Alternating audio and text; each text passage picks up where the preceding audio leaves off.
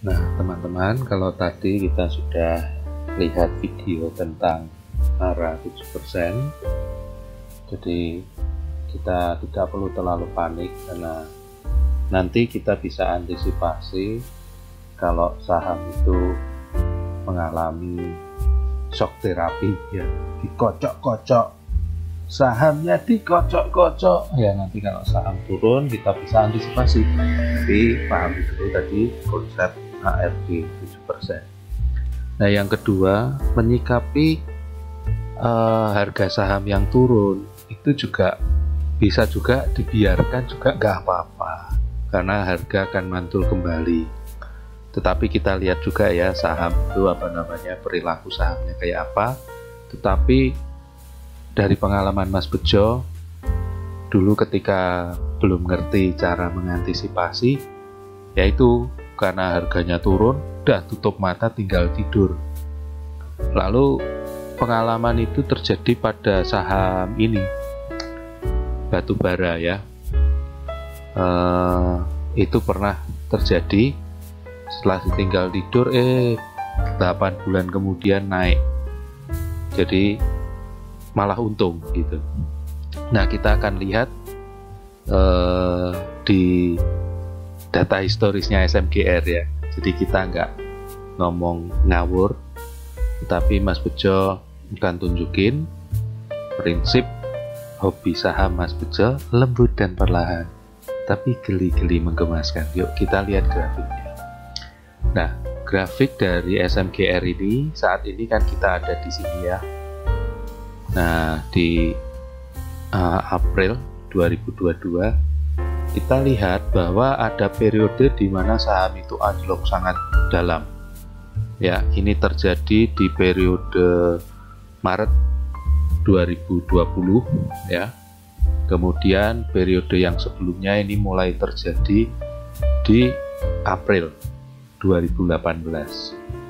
Nah, nanti kita akan menggunakan peristiwa yang terjadi di sini, ya kan? Kita akan pelajari peristiwa yang terjadi di sini. Salah satu aja, nggak usah dua-duanya, kan prinsipnya sama nih. Pokoknya turun. Kalau turun ngapain gitu kan? Nah, kalau turun ngapain gitu. Nah, tadi Mas Bejo kan bilang, kalaupun turun itu didiemin juga nggak apa-apa. Tetapi titik-titik kan. Nah, saham itu toh akhirnya juga akan ini. Saham ini di angka berapa itu? 1000 di angka 11.000 ya ini ya. Oke, di sini kan. Nah, ini di sini nih. Kita lihat di angka 10.900 ya. 11.000 nih di sini 11.000. Terus turun paling rendah di berapa ini? Paling rendah ini di 7.000. Bayangin, dari 11.000 turun ke 7.000, jadi turun 4.000 sayang. Tetapi kemudian dia juga akhirnya naik lagi. Nah, bisa mencapai lagi posisi 11.000 itu ya, kecapai lagi gitu. Nah, kita akan coba kita kupas ya, apa konsekuensinya kalau kita tidak melakukan apa yang disebut, biasanya orang sebut itu cut loss atau stop loss. Memang harga akan naik kembali gitu kan, tapi Anda rugi waktu. Kita hitung berapa waktu yang kita buang untuk menunggu saham itu kembali. Nah, ini kan saham ini di sini dia turun, ini kita lihat nih ya. Kita lihat turun itu dia butuh 53 bar. Dalam 53 hari trading dia turun 45%. Ya kan? Terus dia naik kembali, bisa naik kembali itu harus nunggu berapa lama? Yuk kita hitung. Nah, dari sini kan. Dari sini untuk balik lagi ke harga semula butuh berapa? Nah, ini sayang. Kau lihat itu butuh 91 hari trading baru dia kembali lagi ke harga sebelum dia jatuh. Jadi kalau kamu tidak berani melakukan cut loss atau stop loss ya, kamu harus menunggu berapa ini, 53 tambah 91 ya sekitar 140 hari trading ya, setengah tahun. Padahal kalau dalam setengah tahun itu kamu tadi waktu di bawah ini sempat beli lagi, kamu jual di sini, kamu stop loss di sini ya, 11.000 kamu jual, terus nanti duitnya kamu pakai untuk beli di sini waktu harga di 6.000-an nih. Nah, kan kamu udah langsung balik modal tuh. Beli 6.000, kamu jual bisa nanti ya 11.000, mendekati 12.000 kan. Ya kan? Kan enak sekali gitu kalau kamu berani jual. Pada waktu di sini berani jual ya, begitu dia turun, udahlah stop loss dulu. Demi satu tujuan, Anda beli lagi di bawah. Oke. Nah, kita lihat juga nih, sama di peristiwa yang berikut ini kan. Kita hitung ya. Ini dia untuk merosot sampai berapa ini?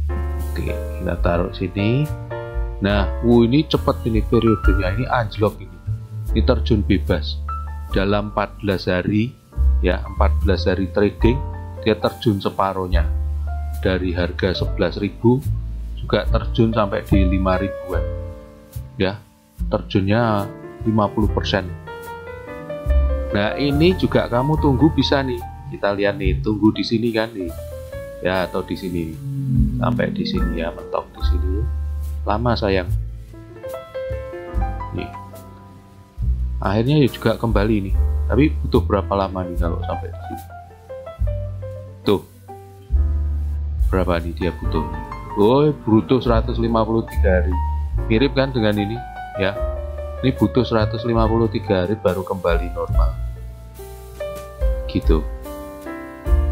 Tetapi fakta ini bagi Mas Bejo menunjukkan bahwa walaupun ya kan, walaupun si SMGR ini anjlok ya, ternyata kalau anjloknya di range 6.000 5.000 ini sudah terbukti 2 kali dia mantul kembali ke atas sayang. Maka di sini Mas Bejo berani masuk dengan harapan akan terjadi dia nanti sekitar 150 harian lagi, 150 hari trading dia sudah ada di angka, kembali di angka 11.000-an. Itu harapan dari Mas Bejo berdasarkan historical data. Nah, sekarang kan bagaimana kita mengantisipasi kalau ternyata di sini nanti dia masih turun lagi ya. Wah, kalau ini ternyata turun, bisa nggak turun? Nah, kita lihat, bisa saja dia turun loh. Jangan bilang nggak bisa, tetap bisa. Tapi nanti Mas Bejo akan tunjukin kenapa kita masih berani memegang si SMGR ini ya. Nah, jadi kalau ditarik dengan garis waktu yang lebih panjang, kita lihat ini. Nah, ini kan bantal yang kita buat ini juga bukan bantal main-main, karena range ini dulu pernah, yang sekarang kita sebut support yang kuat ini dulu pernah menjadi resisten puncak ya, dan resisten ini sudah ditembus nih kan, ditembus sehingga dia naik terus ya kan. Ini kan ditembus sayang.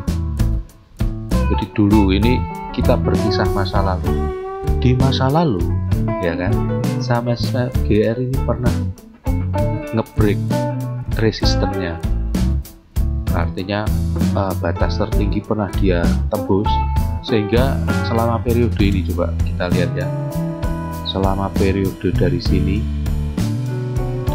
sampai ke sini ya, 200 hari trading ya, 200 hari trading itu diwarnai dengan uptrend karena dia berhasil nembus ini, nembus resistennya dulu di berapa ini?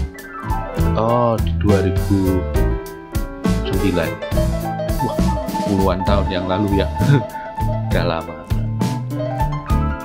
Kemudian bisa saja nanti pada periode ini, tetapi dulu kan ini nggak kelihatan. Ini dividennya kan ada, jadi sama SMGR buat aku baik karena dia bagi dividen. Nah, dividen itu dibagi kalau dia untung, kalau rugi kan nggak mungkin bagi dividen, bener nggak sayang? Jadi SMGR ini bagi dividen berarti ada untungnya.